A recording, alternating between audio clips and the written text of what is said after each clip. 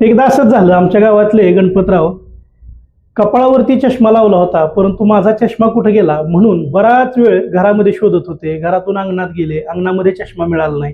खूप शोधाशोध केल्यानंतर त्यांच्या पत्नीने अगदी गमतीने हसून त्यांना म्हणाल्या की काखेत कळसा आणि गावाला वळसा. म्हणजे काय?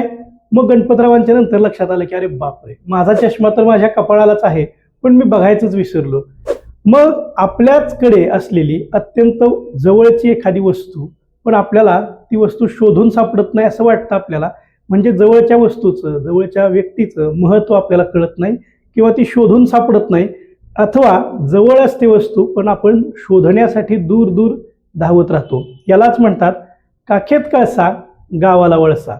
अशाच पद्धतीने अनुभवसंपन्न म्हणी ऐकण्यासाठी, अभ्यासण्यासाठी आपल्या चॅनलला लाईक करा, शेअर करा, सबस्क्राईब करा आणि कमेंट करायला विसरू नका. धन्यवाद.